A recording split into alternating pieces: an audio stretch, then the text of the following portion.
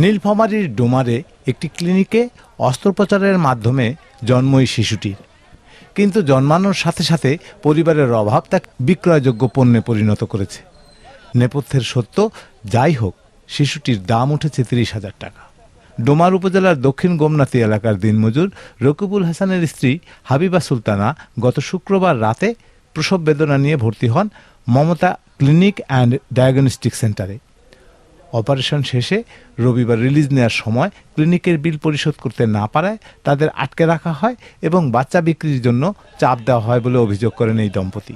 বলছে টাকা দিতে না পারলে বাচ্চা বিক্রি করে টাকা দিয়ে রিলিজ হয় এখান থেকে। তারপরে বাইরে থেকে আবার লোক লাগাই দিয়েছে, দিয়ে বাইরে থেকে অনেকগুলো মহিলা আসে বলতেছে আমি টাকা দিয়ে বাচ্চা নিয়ে দেবো, বলতেছে আমি টাকা আর আমি দিব না। আমার স্বামী এমন পাগল বানাইছে, আমার স্বামী অস্থিরতা হয়ে আমার বাচ্চা মানুষক দিতে চাচ্ছে। টাকা হয়েছে, টাকা না হলে বাচ্চা বিক্রি করে দাও। কালকে রাতেও বলতেছে যে বাচ্চা না হলে বিক্রি করে দাও। আমি বলছি আমার জীবন গেলেও আমি আমার বাচ্চা বিক্রি করে দিব না। তারপর বলতেছে তাহলে টাকা দেন না কেন, টাকা দিয়ে আজকে চলে যাবে এখান থেকে। এখন আবার আসলে ফারজানা ম্যাডাম আসি বলতেছে তোমার বাপের কিনেলি, টাকা দিতে না পারিয়ে এখানে খাও দাও ঘুমাও। বাচ্চা টাকা দিতে কাছে টাকা দিতে না বলে বাচ্চা দিয়ে যা, বাচ্চা 20,000 টাকা আমি দিচ্ছি আর 30,000 টাকা দিচ্ছি, 20,000 টাকা মেডিকেলে কাটে নেবো, 10,000 টাকা নিয়ে বাসায় চলে যাও ওষুধপাতি খাস, এইভাবে চাপ দিয়েছিল আমাকে। আর আমি তো বাচ্চা দেবো না। একজন আসছিল 3 জন, একবার আসছিল 7-8 জন, আর এমনিতে তো 15-20 জন করে দেখতে আসতেছে প্রতিদিন। 30,000 টাকা আমাকে বলছিল যে বাচ্চাটা নিব, স্ট্যাম্পের উপর লেখাপড়া হবে, আবার সাদা কাগজে লেখাপড়া হবে, উকিলের মাধ্যমে হবে, হওয়ার পরে আমি বাচ্চা নিয়ে যাবো। সঠিক মাত্রায় আয়োডিনযুক্ত ও বিশুদ্ধ লবণ নিশ্চিত করছি 1.5 যুগ ধরে ভালোবাসার নিড়ে। ACI পিওর সল্ট মেধা বিকাশে সাহায্য করে। এটা বলছি যে তারপর টাকা দেবো। অভিযোগ পেয়ে ক্লিনিকটিতে অভিযানে যান ডোমার উপজেলা নির্বাহী কর্মকর্তা। তার কাছে দেয়া জবানবন্দিতে ক্লিনিক কর্তৃপক্ষ বিল পরিশোধের কথা স্বীকার করলেও বাচ্চা বিক্রির বিষয়টিকে মিথ্যা বলে উল্লেখ করেছে। আমি বলছি যে টাকা দিয়ে তোমরা তাড়াতাড়ি চলে যাও, এটা এখন টাকা নাই সমস্যা। আমরা টাকা জোগাড় মানে রুগী একদিন 2 দিন ওয়েট করতেছে চলে যাবে, আমি কেন রুগীকে আমি ওসব কেন বলতেছি? এখন বানায় কথা বললে না আমার কিছু তাড়াতাড়ি টাকা পয়সা দেন, আপনার টাকা পয়সা দিব, কোনো সমস্যা না, আপনি ওটিটা করেন। আমি রুগীকে সেভ করলাম, বাচ্চা সেভ করলাম, এখন রুগী যাওয়ার সময় এখন আমাকে উল্টা ব্লেম দিচ্ছে, অথচ আমি জাস্ট এটাই বলছি যে তোমরা টাকা দিয়ে চলে যাবা। আমি সেটাই দেবো, সব রুগী আসতেছে যাবে, তুমি সেভাবে চলে যাবা।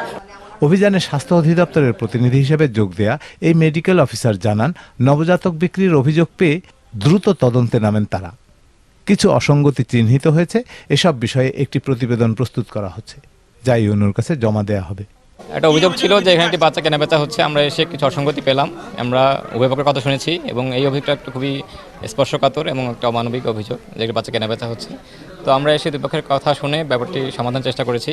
সেই সাথে হাসপাতালে কিছু অসঙ্গতি আমরা পেয়েছি, এখানে সেই অসঙ্গতিগুলোর প্রেক্ষিতে একটি আমরা প্রতিবেদন দিব।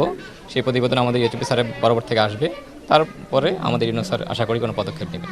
ডোমার উপজেলা নির্বাহী কর্মকর্তা বলেন, ক্লিনিকটিতে দায়িত্বে অবহেলা এবং প্রয়োজনীয় জনবলের অভাব রয়েছে।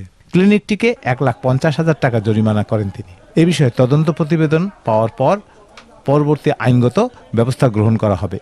একটা নবজাতক শিশুর জন্ম হয়েছে, তার মাকে হচ্ছে গিয়ে শিশুসহ যেতে দিচ্ছেন, সেই অভিযোগে আমরা এসেছি এখানে। হচ্ছে গিয়ে আমরা অভিযোগ পাওয়ার পরে আমি হচ্ছে গিয়ে ইউএচপি মহোদয়ের সাথেও কথা বলি, যেহেতু হচ্ছে গিয়ে মেডিকেলের বিষয়। তো এখানে হচ্ছে গিয়ে 2 জন ডক্টর এসেছেন।